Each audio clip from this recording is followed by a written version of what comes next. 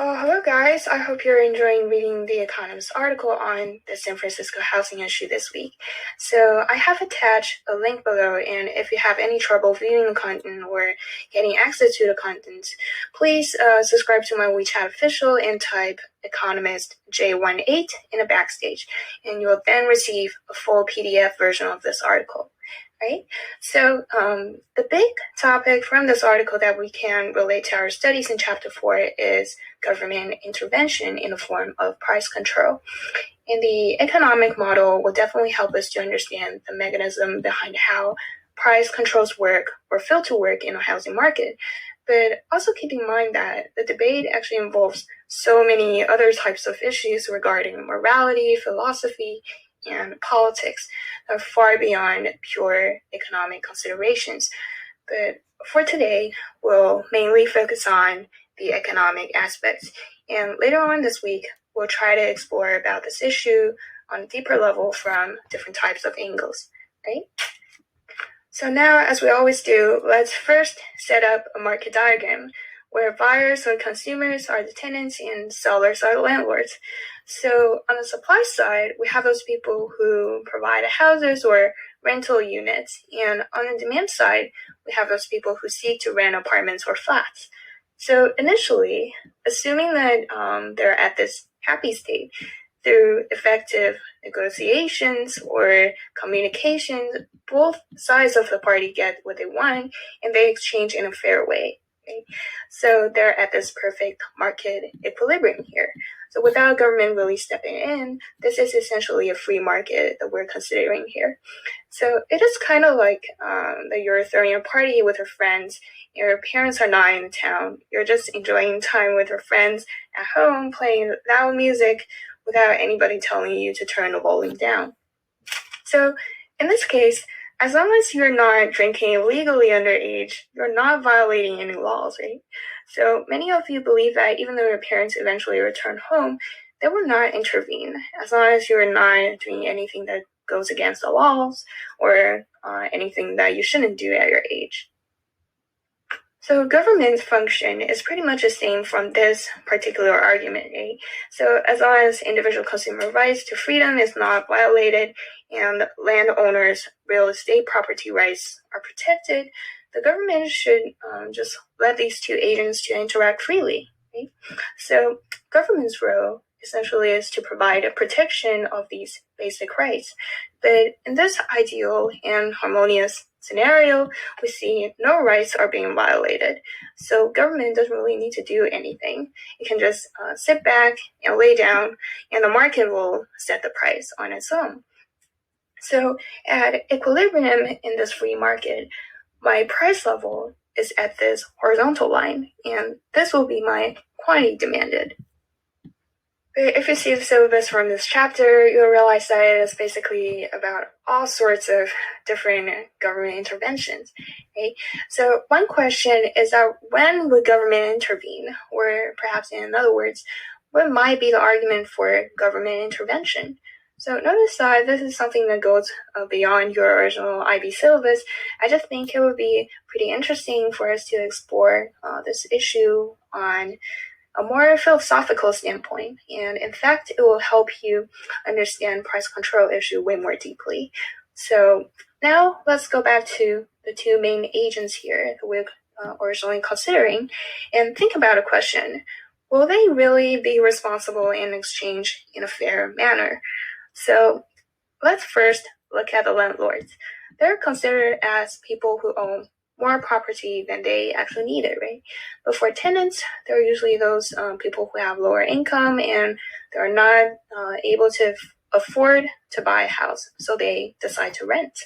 So economically speaking, there is a natural gap between the income level of tenants and landlords on average.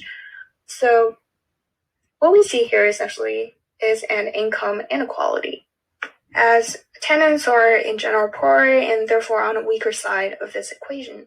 So in the case of San Francisco, there is a limitation on how much residency can be expanded due to its unique geographical location, because San Francisco is near water.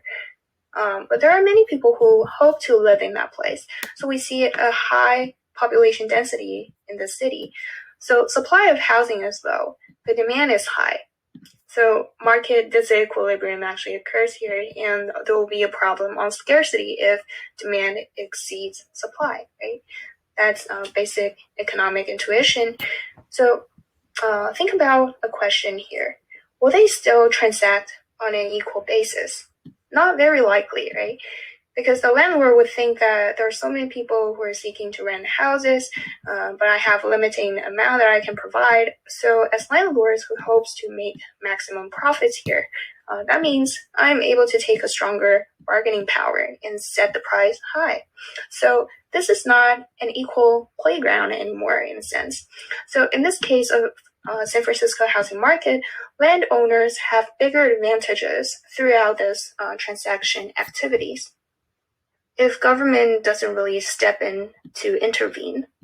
So they're going to take more benefits by setting price very high, and renters are going to pay more, and their financial situations will be even worse than before. So this is still a free market that we're looking at here, but it is no longer at its original happy state. So now, as some people believe, this should be the right time when government can eventually step in and intervene in the market, just like when you're playing music even louder after midnight and your parents would eventually worry that your neighbors will perhaps complain and knock on your door, and then they'll tell you to turn the music volume down and perhaps set a maximum volume that you can play. Right? So government actually plays a similar role like your parents do. So they come in and hope to protect those who are more vulnerable on the consumer side. So in our IB syllabus, there are 4 essential types of government interventions, and price control is one of them. So this is a policy tool that government usually use to resolve the scarcity issue. But whether it is effective is another debate that we'll dig deeper in the future. Okay, so rent control. That's one of the 2 major policies that the Economist article mentioned. You'll see that the policy itself can be both a remedy and a problem. So the intention is to set up a legal maximum price for housing. And the government will be like, housing price is going way too high, and the landlords can't go exceeding this amount. And the price is oftentimes set below the equilibrium price level. So in the previous case, consumers lose and landlords gain. But now, after government controls the rent, there is a reverse effect that you can see here. So basically, the rent control also leads to one party losing, but it is justifiable since it is the economically stronger side that lose more. So this latter situation is more preferable, morally speaking, because there we see altruism, right? So the stronger side sacrifices for the side that is weaker in relative term. Okay, so we see consumers are enjoying lower prices and affordable housing, but landowners are earning less from this lower profits. So from this market diagram, as you can see here, that results in a lower price indeed. So tenants will gain benefits in the short run due to this much more affordable price. But those whom you see today that are against enacting price control are those people who are essentially worried about the negative effects of this particular policy instrument. So they tend to argue that in the long run, it is no longer a one-party win scenario as the other stronger party sacrifices. So in fact, both will lose. So the price ceiling leads to an excess demand problem where there is a lower quantity supplied and greater quantity demanded. So basically, you'll see a shortage here. So why might that be the case, right? If you think about it, it's actually kind of easy. So if renting price goes down, then the real estate investors will no longer have the incentive to invest in those price-controlled housing because with that policy, the return is going to be very, very low, and thus they will have lower profits. Right? So the opportunity cost is also going to be high. So if you're the investors, most likely you'll think that I could have used that money to invest in other types of real estate housing and earn perhaps a much higher profit, right? Another problem on the supply side of this equation is that landlords still want to maximize their profits, right? So there are not charities. They still have to make a living. So what would they do when the price of housing goes down and revenue also goes down?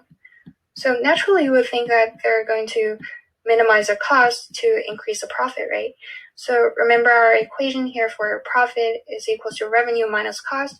So the last resort for them might be to lower grade their service or to increase as many profits as possible. And that will have a negative impact on the tenant side. So for example, just imagine I'm this person from this low income family. So with government's price ceiling policy, I was like, yay, finally I'm able to get this apartment that I dreamed for so long in San Francisco City. So imagine that it was during winter time. The heating system in my room failed to work and I'm so cold. So I called the building management team to fix that system, but it takes forever for them to come. And in the end, the maintenance team actually never come because the landlords, my landlords, they're not willing to put so much energy and money into maintenance because that's quite expensive. So even though I called every other hour, they procrastinate on fixing the problem for me, and I can basically do nothing about it. So I decided to pay out of my own pocket to ask someone else to come and check the heating system in my apartment. So overall, the price-controlled rental units will be in a very low quality and oftentimes with bad customer service. So consumers or demanders in this case, they're not very happy, but they do get that lower housing price. So price ceiling actually lowers down the quantity supplied, as we have already mentioned. So this fall in output means that there will perhaps be more workers will get fired in the future, and the unemployment rate will likely to increase in the city. So at this point, we have already seen so many problems, and you might start to question about the effectiveness of this policy. And all of the problems that we have seen actually merely come from the supply side. We haven't even taken a look at the demand side yet. So ironically, the government initially imposed the ceiling to alleviate the problem of scarcity in San Francisco City. But now we see that the supply actually decreases even further as the housing quality and quantity investment both go down. But we haven't even talked about the other side of the equation yet. So certainly the renting price becomes lower for tenants, but with a higher demand, not all tenants at a rent-controlled apartment are low income, and not all the low-income households can secure the housing. So demand increases because imagine if you're a student living in the San Francisco City. So before the rent control, you're living in this 2B apartment with a roommate, and say you pay $1,000 for 1 month, but you don't really get along with a roommate, and you always want to move out and live on your own, but the housing price is just very high. And now your opportunity eventually comes with that rent control. So now with the same $1,000, you can in fact move to a studio with even larger space than the previous 2B apartment. And when your willingness to pay is still at the same level, the demand therefore increases when you want to move to a bigger apartment. And additionally, if San Francisco imposes a price ceiling, that will attract many people to consider living in the city because people love city life, right? So especially for young people like us, there are just so many things going on in the city every single day. So you'll see that the overall demand actually increase. So now, as you can see, there is an increase in demand and a decrease in supply. And the combination actually induces something that we would normally call a shortage or a scarcity problem. And ironically, the price ceiling was initially proposed to reduce the negative effect of scarcity in the San Francisco city, but here the scarcity problems becomes even more severe. So that's why many economists and many people, politicians, oppose the price ceiling policy. So the challenge that we want to alleviate is essentially deepened by this policy design. So in chapter 2, when we talked about price mechanism, we said that in a free market without government intervention, the market will send signals to the producers and provide incentives for them to adjust their price accordingly. And a mechanism or the invisible hand will help rationing away this shortage problem.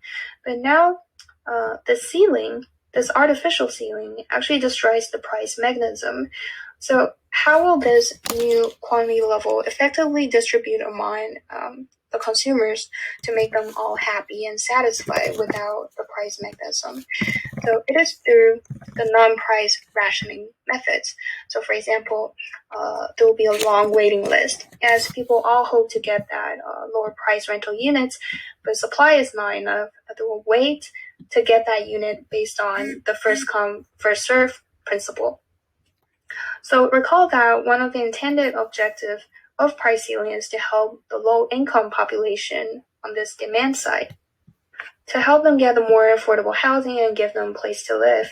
But in fact, at any quantity here, there will be less units available. So many people, especially those who are poor, don't even get an apartment or flat at all, since there's not enough rental units available to satisfy all the demanders. And even if they're managed to get one by the end, it is likely that the quality of the housing is in a bad shape, or the housing units might have very bad customer service. And also you might wonder why are poor people less likely to get that benefit. So another non-price rationing is allowing black market to exist. That's something a little bit darker, but there are demanders who are willing to pay higher prices than the price ceiling level in this trade and exchanging activities, right? And those people tend to be more prosperous or richer, but not necessarily those who need affordable housing at the most. So that's why we say in the very beginning, not all the low income can secure housing, and definitely not all the tenants at rent controlled apartment are low income, right? So in summary, with price ceiling under a government intervention, people opposed to this policy might argue that this is a lose-lose consequence or scenario. So consumers benefit less due to even more severe scarcity problem, and landlords also lose due to low profits. And it doesn't really achieve the initial policy goals, but only make things even worse, as you can see here, right? So as a result, there's a welfare loss, as you can see here. So society becomes worse off due to under-allocated resources and allocated inefficiency. And even when my shortage can be rationed away, it is commonly through underground black market rather than a price mechanism in a free market, right? Which oftentimes involves illegal trading activities and tend to lead to an inequity issue or moral problem. So, okay, now this video is getting way too long here. So next time we'll look at how the negative welfare impacts may be illustrated through an economic model, and what else might the government do to deal with this complicated problem, right? So I hope to see you next time, and don't forget to subscribe my channel and leave a comment down below. Okay, see you. Ciao.